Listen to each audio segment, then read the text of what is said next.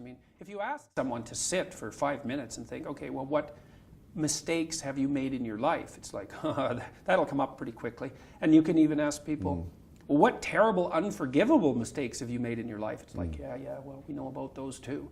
It's like, it's no one's so naive, you know, unless they've really wrestled intensely against themselves. There's virtually no one so naive to not be able to answer those questions. You know, so we know that we've done things we shouldn't have done, and we know that we're not living up to our potential. I mean, but... Are we doing our children a massive disservice by trying to imply that there's nothing wrong with them, no need for guilt, no need for shame, no need to come to grips with evil? This is so... Because the problem's the environment? Well, one of the things that's so funny about what's happened... The problem is that we've just got to fix society, fix the institutions, well, and then all this will disappear? Psychologists have been, not all psychologists obviously, but the psychological profession is neck deep in this pathology, has been beating the self-esteem drum for 50 years. Oh no, you're okay, you should feel good about yourself. Like, you're fine the way you are. It's like you think, well, that's a calming message for people. It's like, no, it's not. It's not at all. And I watch my audiences, it's like, it's full of people in the audience who think, I'm suffering a lot more than I think is tenable. A whole bunch of it's my fault. My life is not in the order it should be. I know I'm doing 50 things wrong. It's like, what the hell's wrong with me? What's wrong with the people around me? This is really serious. And some, you know, well-meaning person comes up and says, well, you're okay just the way you are. It's like, no one wants that message. It's like, no, I'm not okay the way I am. I'm not okay at all the way I am. I know that. And so, you know, when I'm speaking when I'm speaking now, I say to people, well, you're nowhere near what you could be. That's the positive message. It's like, yeah, you're a mess, but you don't have to stay that way. If you're a mess, you know it. Obviously, you're suffering away like so much you can barely tolerate it. It's like, that's okay. You could do something about it. So and that's the thing that turns the lights on. It's like, you could do something about it. It's like, oh.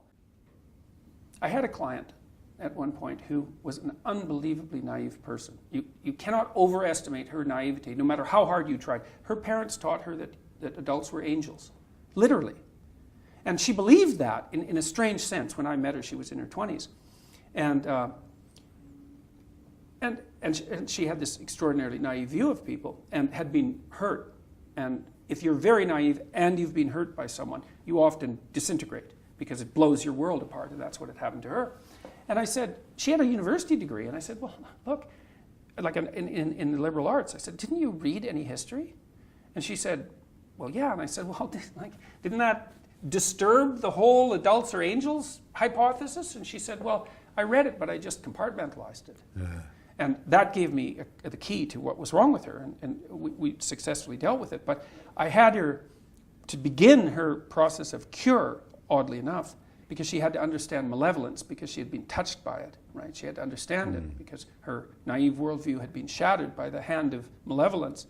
I had her read a book called Ordinary Men by Browning, and it's a study of these Polish policemen, German policemen who were sent to Poland after the Nazis had marched through Poland, and they were sent to police Poland, and they were, you know, decent middle-class guys, essentially, most of whom had been hit maturity before Hitler had come to power, so they weren't indoctrinated Nazis, you know, not like the Nazi youth types were, and they had to go to Poland and be policemen under wartime conditions.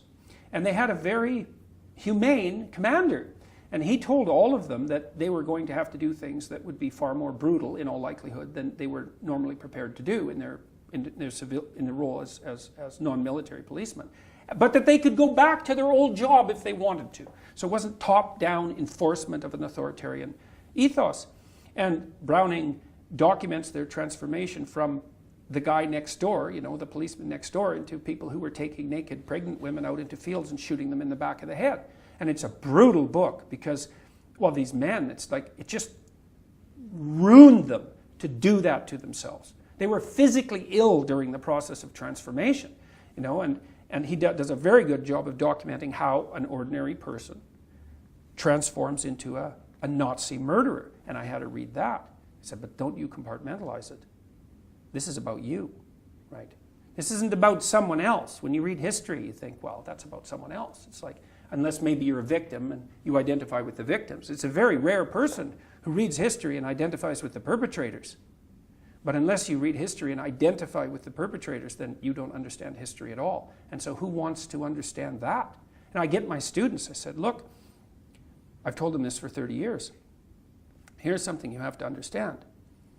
If you were in Nazi Germany, the statistical probability is overwhelming that you would have been a perpetrator. Right? You think you would have rescued Anne Frank. It's like, think again. Those people are very, very, very, very rare. They put their lives on the line to do that. They put their families' lives on the line to do that. You think you're one of those people? Really? It's like that. All that means is that you know nothing. Think, well, if it's possible to be enlightened, why isn't everyone enlightened?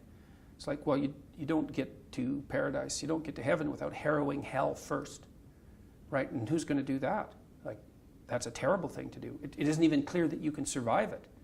No, I mean, it's brutally damaging to come to terms with your own proclivity for malevolence, and so people don't do it, and it's no wonder.